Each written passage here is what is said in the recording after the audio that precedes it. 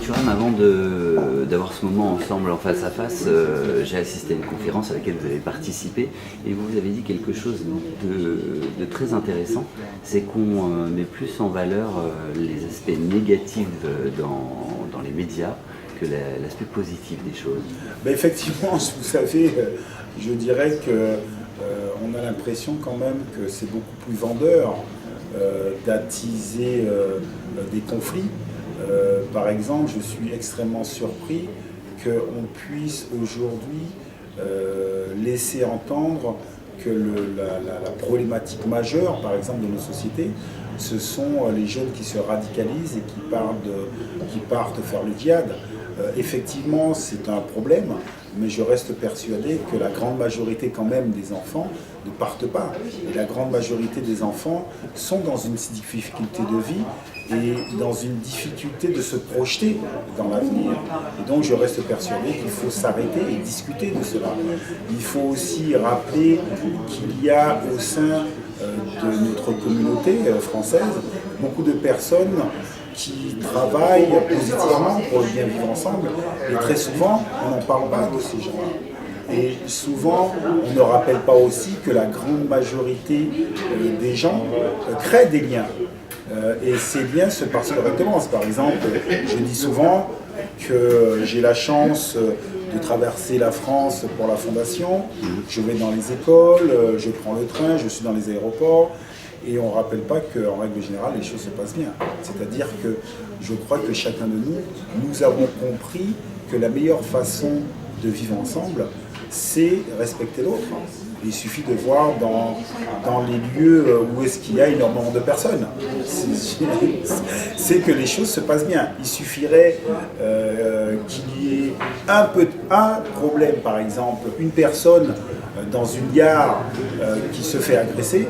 On pourrait finir par croire qu'effectivement, on ne peut plus aller dans cette gare et on oublierait presque qu'il y a des centaines de personnes, des milliers de personnes qui passent tous les jours et que les choses se passent correctement. Ce qui est quand même incroyable, effectivement, c'est que tous ces cas d'exception deviennent des modèles, deviennent le truc normal, alors que c'est tout à fait l'exception. Mais exactement, c'est ça qui est assez dramatique. C'est comme, je ne sais pas, là on est en train de parler de la déchéance de nationalité. C'est quand même surréaliste. Et surtout venant d'un gouvernement de gauche. Voilà, mais je pense que peu importe si... C'est le contexte aujourd'hui. Voilà, c'est le contexte, c'est-à-dire qu'on nous emmène dans des directions surréalistes, comme attiser la peur, attiser les haines. Et nous sommes effectivement prisonniers parfois du discours politique qui devient un discours médiatique. Et je reste persuadé aussi que peut-être que comme nous sommes dans une logique économique, c'est-à-dire qu'effectivement on attise sur des problématiques qui sont minoritaires en fait de la société, mais qui sont peut-être vendeurs. Donc ils nous vendent cette image de la France qui irait mal. C'est aussi spectaculaire. Ouais, voilà, et c'est ça qui est dramatique. Et donc je pense que nous devons avoir le courage de comprendre que ce n'est pas la bonne direction. Je pense que chacun de nous devons être aussi responsables parce que le climat deviendra de plus en plus crispé. Et si chacun de nous sommes crispés, eh ben, je ne pense pas que nous allions dans la bonne direction. Lilian Thuram, on va terminer avec ça, les mots et les actes pour vivre ensemble, c'est aux éditions Le Cherche-Midi, c'est un collectif d'auteurs, il y aura la liste de tous les auteurs avec le sujet.